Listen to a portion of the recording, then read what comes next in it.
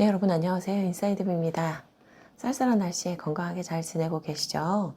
전에 제 채널에 문의를 남겨주신 글이 있어서 그거 관련해서 말씀드릴 게 있어 이렇게 카메라를 켰습니다. 이제 그분 질문은 무의식 정화의 과정에서 어떤 날 몸에서 에너지가 이제 줄줄 나가는 그런 경험을 하셨던 것 같아요. 근데 그 뒤로는 제 감정에 끌려가기만 하고 그런 느낌이 없어서 정화가 제대로 되지 않는 것 같은 느낌에 힘들어 하셨던 분이었거든요. 근데 그 글을 읽으면서 저는 어쩌면 정화는 그대로 잘 되고 있는데 이 몸이 자각이 되지 않는 게 원인이 아닐까 그런 생각을 해봤어요. 저도 참 몸이 둔한 사람이어서 힘들었던 경험을 얘기했던 적이 있거든요. 예를 들어서 대학원 다닐 때 수업 중에 자아초월이라는 과목도 있었고 명상을 하면서 몸을 느끼는 그런 작업들이 있었어요. 그런데 그때 제가 멍충이가 된 것처럼 내 몸을 자각도 못하고 정말 아무것도 모르겠다 그런 느낌이었었거든요. 그런데 제가 따로 뭐 호흡이든 어떤 신체적인 훈련을 하지 않았는데도 저는 이 무의식 정화만으로 굉장히 몸이 열리고 신체적인 감각을 잘 자각하게 바뀌게 된 케이스거든요. 그래서 사실 무의식 정화를 통해서 제가 얻은 건 굉장히 많은 것들이 있어요. 기본적으로는 과거에 두려워했던 것들을 지금은 두려워하지 않는 것, 그리고 정말 행동력이 많이 늘어난 것들도 있고요.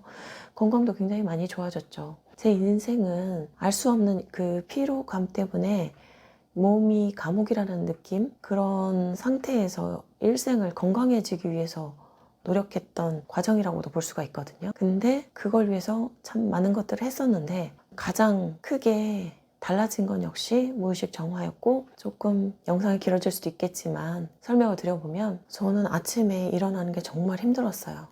여러 가지 항목이 그것과 이제 관련이 있었는데, 기본적으로는 건강이 안 좋아서 아침에 일어나기가 어려웠는데요. 부신피로 증후군이라고 하죠. 아침에 일어나면 코르티솔이라는 호르몬이 이제 몸에서 나오면서 내가 움직일 수 있게 몸 상태가 바뀌어야 되는데 그 호르몬이 거의 나오지 않았다는 거를 이제 알았던 순간이 있었고요. 그리고 이런 건강적인 측면이 개선이 되고도 심리적인 문제 때문에 또 아침에 일어나고 밖에 나가는 게 힘들었었어요. 그것에 관련해서는 굉장히 여러 가지 전생이 엮여 있었는데, 무엇보다 가장 아팠던 거는 전생 중에 새벽에 아이의 시신을 찾아서 봤던 그 장면이 정말 너무 고통스러워서, 그게 새벽의 공기 그 시간대와 함께 연합이 되어 있더라고요. 그런 게 하나가 있었고, 또 5살, 7살 이런 시절에 부모를 잃고 고아처럼 살아야 됐던 그런 생들의 아침에 내가 살기 위해서 정말 먼 마을로 일을 하러 가야 되는데, 겨울에는 되게 해가 짧잖아요. 새벽에 캄캄한 그 길을 7살짜리가 혼자 가는 거예요. 그러면 호랑이가 나타날 수도 있고 혼자서 삶을 살아야 하는 그런 두려움, 그리고 목적지에 가서도 어린 내가 일을 하니 많이 혼났겠죠. 그래서 뭐 그런 어딘가 나가는 것에 대해서도 굉장히 두려움이 컸던 거죠. 그리고 또 전신마비 뭐 이런 장애인에 관련한 생들도 관련이 있었던 것 같고요. 하여튼 이런 것들이 정리가 되면서 요즘은 제가 7시 조금 넘으면 눈이 떠지거든요. 그리고 두렵지 않게 어딘가 밖에 나갈 수 있고, 이 과정에서 저는 정말 많은 무의식의 고통을 직면하고 정화를 했어야만 했거든요. 그렇지만 덕분에 또 제가 원하지 않았던 이런 신체적인 반응, 몸에 대해서 자각할 수 있는 것들 여러 가지가 덤으로 또 따라온 것들도 있죠. 저는 이렇게 정화로 많은 것들을 얻게 되었지만, 그 과정에 있어서 이렇게 무의식 정화를 해도 체감이 없는 분들이 있어서 좀 힘들으신 것 같더라고요. 우리가 흔히 이렇게 생각을 하거든요. 생각을 바꾸고 내가 그것을 인식하면 끝날 거라고 착각을 많이 하기도 하는데요. 사실 우리의 그런 부정적인 과거의 상처들은요, 몸에 저장이 되어 있거든요. 그래서 몸에 저장되어 있는 이것들을 빼내는 과정에서 감정을 느껴야 되는 것들이 필요한 거고요. 그래서 실제 변화는 몸에서 일어나는 건데요. 감정, 트라우마, 긴장 이런 것들은 다 몸에서 올라오는 거니까요. 그래서 몸이 열렸다는 건 어떤 상태인가 그런 걸 생각해 보면요. 그거는 뭐 단순히 이완됐다는 뜻이 아니라 에너지가 흐른다는 상태예요.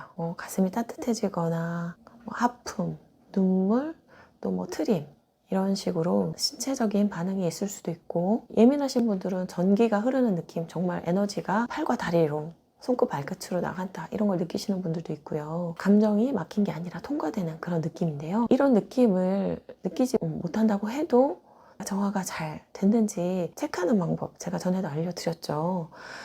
감정의 종류를 나열을 해서 적으신 다음에 그걸 10점 척도로 적는 거예요. 예를 들어서 정화를 하기 전에 슬픔이 8점, 비통함이 9점, 원망이 8점 이런 식으로 감정의 종류와 그것의 점수를 쭉 적어 놓고 울면서 나름 정화를 한 다음에 다시 점수를 떠올려 보는 거예요. 그럴 때 뭐 3점, 2점, 1점 이렇게 내려가 있다면 내 정화가 잘 된 거거든요.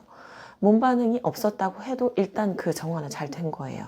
그리고 이게 반복이 되다 보면 어느 날은 또 나도 모르게 점점 몸이 열리고 에너지가 흘러가는 게 자각이 되는 거예요.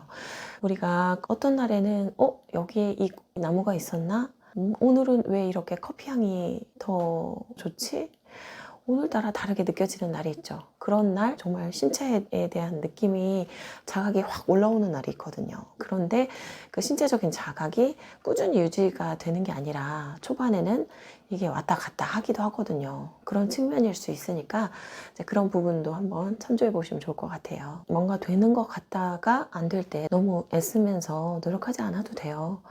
오히려 그런 게 내 몸을 느껴야 되는데 에너지가 머리로 집중이 되면서 방해가 될 수도 있거든요. 제가 가끔 애니어그램 말씀드리죠. 애니어그램에서 머리형 5, 6, 7 유형에 해당하시는 분들은 조금 더 몸과 접촉하는 게 더디고 어려울 수 있고요. 장형분들은 몸과의 접촉은 더 쉽지만 또 감정이 어려운 분들이 있고 그것을 머리 차원에서 해석하는 분들이 어려운 분들이 있고 정말 생각의 차원, 감정의 차원, 몸의 차원 이 세 가지가 골고루 발달이 돼야 되는데 그 중에서 또 되게 취약한 부분이 누구나 다 있어요. 그런데 그 부분을 노력을 해서 키울 수도 있겠지만 그냥 저처럼 무의식 정화만 해도 점점 나아질 수 있다는 거 생각하시고 용기 내면서 꾸준히 이 길을 잘 걸어가셨으면 좋겠습니다. 오늘 저희 영상은 여기까지고요. 시청해주셔서 감사합니다. 안녕.